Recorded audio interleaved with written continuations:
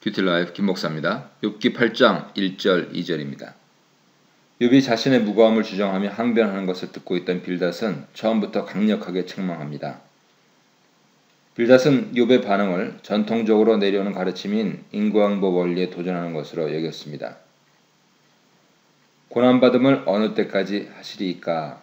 라고 하는 욥의 말을 받아서 빌닷은 욥에게 내가 어느 때까지 이런 말을 하겠느냐 라며 책망으로 시작합니다. 빌닷은 자신의 형편의 억울함과 고통을 절망적으로 토로하는 것은 결국 하나님을 대항하는 것으로서 이는 올바르지 않다라고 지적하는 것이죠. 3절 7절입니다. 욥이 하나님께서 자신에게 이유 없이 고통을 주시고 괴롭게 하신다고 불평하자 빌닷은 이를 하나님의 공의를 행하심에 대한 도전으로 여기고 하나님이 어찌 정의를 어찌 공의를 굽게 하시겠는가 라며 반문합니다. 빌닷은 하나님의 뜻과 인과응보 논리를 동일시합니다.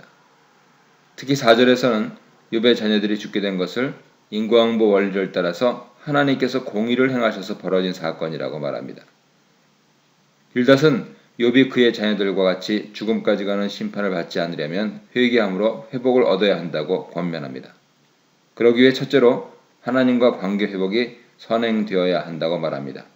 둘째로 삶의 태도에 있어서 회복을 말하며 도덕적으로 정결하고 흠없는 삶을 살라고 말합니다. 현재는 재앙으로 말미암아 가족, 재산, 건강까지 잃은 초라한 모습으로 돼 있으나 그처럼 시작은 미약하였으나 회개하면 나중은 심히 창대하리라 라고 권면하면서 참된 회개를 할 때 주어지는 하나님의 공의를 행하심의 결과에 대해서 말하고 있습니다. 8절로 10절입니다. 빌닷은 전통적인 지혜를 할 때 욥이 고난의 원인을 알 것이라고 생각합니다.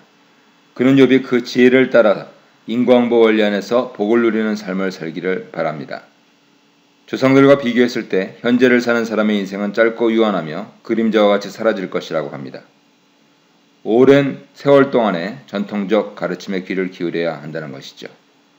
잠깐의 짧은 시대를 살다가는 욥은 현재의 고난을 통한 경험만으로 하나님을 판단하지 말고 지혜의 말에 귀를 기울이라는 것입니다. 11절 15절입니다. 욥이 하나님을 잊은 자처럼 행하지 말라면서 자신의 논리의 설득력을 가중시켜 정당성을 주장합니다. 세 가지 예를 들어 욥에게 현재적인 경험을 통해 스스로 죄 없다 하거나 어리석게 하나님께 항변하므로 인과응보의 심판을 받지 말라고 권유합니다.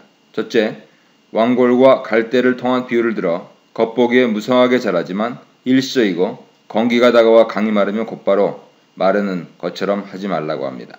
둘째, 거미줄이 안전하게 보이지만 악인이 믿고 의지하는 바는 결코 의지할 바가 되지 못하며 없어질 것이라 말합니다. 이 두 비유를 통해서 빌닷이 주고 싶은 교훈은 하나님을 의지하지 않는 자, 하나님을 잊어버리는 자는 인과응보의 결과로 심판을 받아 멸망하게 된다는 것입니다.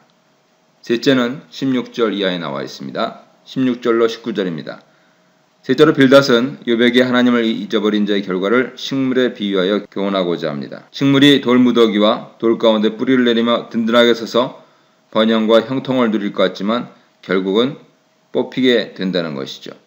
하나님을 잊은 자의 결국은 심판을 받아 형통하던 것이 순식간에 사라지고 아무것도 남지 않게 되는 인생 무상을 겪게 될 것이라고 말하는 것이죠. 그래서 정리하자면 11절과 15절에서는 하나님을 잊은 자의 결과로서 두 가지 예를 통해 인과응보를 얘기하고 16절과 19절에서는 두 번째로 인생 무상을 얘기하고 있습니다. 끝으로 20절, 22절입니다. 빌닷은 전통적인 지혜를 따라 순전한 사람과 악인을 비교하며 악인에게 임할 심판과 의인에게 주어지는 축복이 있음을 강조합니다. 욥을 향하여서 자신의 죄를 진심으로 회개하고 전통적 지혜에서 배우고 순종하여 하나님의 공의가 실현되는 인과응보의 결과에서 오는 심판을 받지 말고 돌이켜 의인이 받는 복을 누리라고 끝까지 충고하고 있습니다. 자신의 무죄함을 주장하며 하나님께 항변할 때 욥은 결국 멸망하게 될 것이라는 경고이기도 합니다.